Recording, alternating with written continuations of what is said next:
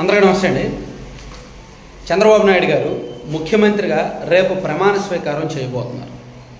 So Chandrababu గారి ప్రమాణ స్వీకారంలో ఒక అంశం చాలా కీలకం కాబోతుంది. ఆయన చేయబోతున్న సంతకాలు మనం ఇంతకుముందే చెప్పుకున్నాం. ఎన్నికలకు ముందే, పోలింగ్ జరగడానికి ముందే చెప్పుకున్నాం.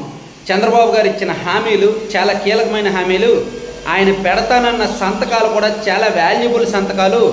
లక్షలాది ఓట్లు ఆయన మీద గుమ్మరించే, అంటే తెలుగుదేశం పార్టీకి, జనసేన కూటమికి ఓట్లు పడే సంతకాలు అవి. ఆయన అటువంటి హామీలు ఇచ్చారు. సో వాటిని నెరవేర్చడం కూడా సవాలుతో కూడుకున్న అంశమే. దాని మీద లక్షలాది మంది కుటుంబాలు, లక్షల కుటుంబాలు జీవనం మొత్తం ఆధారపడి ఉంటారు. ఇప్పుడు మొదటి సంతకం మెగా డిఎస్సి మీద అన్నారు. మెగా డిఎస్సి మీద మొదటి సంతకం చేస్తారు. మెగా డిఎస్సి మీద దాదాపుగా 20 లక్షల మంది వెయిట్ చేస్తున్నారు. రాష్ట్ర వ్యాప్తంగా 20 లక్షల మంది నిరుద్యోగులు, డిఎస్సి నోటిఫికేషన్ కోసం వెయిట్ చేస్తున్న నిరుద్యోగులు 20 లక్షల మంది వెయిట్ చేస్తున్నారు. సో మెగా డిఎస్సి అంటే ఒక 20,000 పోస్టులో 25,000 పోస్టులు భర్తీ చేస్తారు. నాకు తెలిసినంత వరకు 23,000 ఖాళీలు ఉన్నాయన్నారు. మేబీ ఒక 20,000 పోస్టులు భర్తీ చేస్తే చేయొచ్చు కాక దాని మీద మొదటి సంతకం చేస్తారు. అది నిరుద్యోగ యువత గుడ్ న్యూస్. ఏళ్ల తరబడి వెయిట్ చేస్తున్నారు మెగా డిఎస్సి కోసం. జగన్మోహన్ రెడ్డి గారు ఎన్నికలకు ముందు ఎన్నికల స్టంట్గా 6,100 పోస్టులతో ఇచ్చినప్పటికీ అది సాంకేతికంగా లీగల్గా చెల్లలేదు కాబట్టి ఓట్లు వేయలేదు. ఇక రెండో సంతకం ల్యాండ్ టైటిలింగ్ యాక్ట్ రద్దు. ఇది కూడా కీలకం. ల్యాండ్ టైటిలింగ్ యాక్ట్ అనేది దేశవ్యాప్తంగా ఎక్కడా అమల్లో లేదు. బీజేపీ ప్రభుత్వం, కేంద్ర ప్రభుత్వం తీసుకొచ్చినప్పటికీ, తీసుకురావాలని ప్రయత్నాలు చేసినప్పటికీ, నీతి ఆయోగ్ సిఫార్సులు చేసినప్పటికీ, కేంద్ర ప్రభుత్వం కంటే ముందే, నీతి ఆయోగ్ చెప్పడం కంటే ముందే మన రాష్ట్రంలో ల్యాండ్ టైటిలింగ్ యాక్ట్ని తీసుకొచ్చేశారు. వైసీపీ అధికారంలోకి వచ్చిన 2 నెలల్లోనే ఆంధ్రప్రదేశ్ అసెంబ్లీలో ల్యాండ్ టైటిలింగ్ యాక్ట్ని బిల్లు ఆమోదించారు. ఇదొకటి. ఇక వీటితో పాటు మూడో సంతకం పెన్షన్ల పెంపు. ఇప్పుడు వరకు 3,000 ఇస్తున్నారు పెన్షన్స్. సో దాన్ని 4,000కు పెంచుతారు.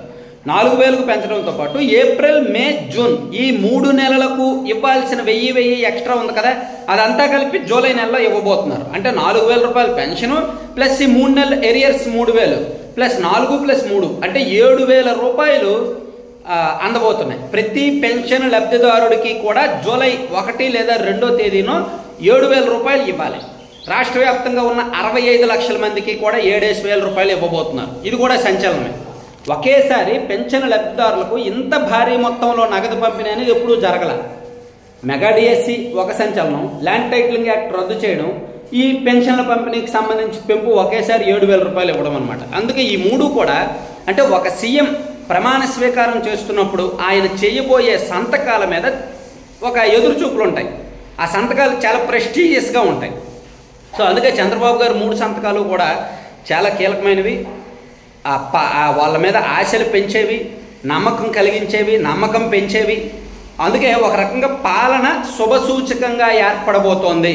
ఒక పాజిటివ్ వైబ్రేషన్స్తో, పాజిటివ్ ఎనర్జీతో పరిపాలన స్టార్ట్ చేయబోతున్నారు చంద్రబాబు గారు. ఎందుకంటే రాష్ట్రంలో యువత కావచ్చు, చాలా వర్గాలు టీడీపీ కూటమి మీద ఆశలు పెట్టుకొని భారీగా ఓట్లు వేశారు. వాళ్ళు కూడా ఊహించినటువంటి సీట్లు కట్టబెట్టారు. 110, 120 వస్తే అధికారం వస్తుంది, 100 వచ్చినా అధికారం వస్తుంది. కానీ 164 సీట్లు ఇచ్చారు. అంటే ఎంత నమ్మకంగా వేశారో చూడండి. చాలా చోట్ల ఊహించినటువంటి మెజారిటీలు. ఆ అభ్యర్థులు కూడా అనుకోలే. ఒక 10,000, 15,000 గెలిస్తే చాలు అనుకున్న వాళ్ళకి 50,000, 60,000, 40,000 మెజారిటీలు వచ్చాయి. అంత ఏకపక్ష తీర్పు ఇచ్చినప్పుడు ఎన్ని ఆశలు ఉంటాయో చూసుకోండి. సో వాటన్నింటినీ నెరవేర్చాలంటే ఒక ఒత్తిడి ఉంటుంది. పైగా ఇప్పుడు రాష్ట్రం ఆర్థిక పరిస్థితి బాగులే. ప్లస్ విద్యా వ్యవస్థ చిన్నాభిన్నం అయిపోయింది. వ్యవస్థలు చాలా వరకు కూడా కుప్పకూలిపోయాయి. వాటిని గాడిలో పెట్టాలి, ఫైనాన్షియల్గా కాస్త సెట్ చేయాలి. కానీ ఏ ఒక్క పథకాన్ని ఆపకూడదు, ఏ ఒక్క హామీని విస్మరించకూడదు. సో అన్నిటికంటే ఎక్కువగా ఈ 3 సంతకాల మీదనే దేశవ్యాప్తంగా ఫోకస్ ఉంటుంది. ఎందుకంటే ఇవన్నీ ప్రెస్టీజియస్ కాబట్టి నేషనల్ మీడియా కూడా మేబీ ఫోకస్ చేసే అవకాశం ఉంటుంది. మెగా డిఎస్సి కావచ్చు, ల్యాండ్ టైటిలింగ్ యాక్ట్ కావచ్చు, పెన్షన్ ఒకేసారి 7,000 రూపాయలు ఇవ్వడం కావచ్చు, ఇవన్నీ కూడా కీలకమే. అందుకే పాలన అయితే శుభసూచకంగా మొదలవబోతోంది.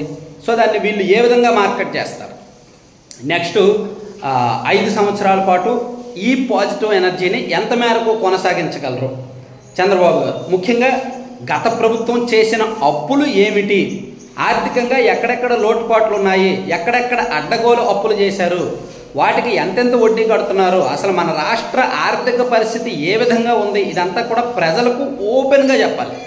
ఓపెన్ అంటే బహిరంగంగా శ్వేతపత్రం రిలీజ్ చేయాలి. ఇంకా చట్టబద్ధంగా చెప్పాలి. అంతకుమించి వేరే ఆప్షన్ లేదు. అప్పుడు మన అప్పులు ఎన్నో తెలిస్తే, మన ఆదాయం ఎంతో తెలిస్తే అప్పుడు ఒక అకౌంటబిలిటీ, ఒక క్రెడిబిలిటీ, ట్రాన్స్పరెన్సీ ఇవన్నీ ఉంటాయన్నమాట. సో మరి ఆ పని ఈ ప్రభుత్వం చేస్తుందా లేదా అనేది కూడా చూద్దాం. Thank you.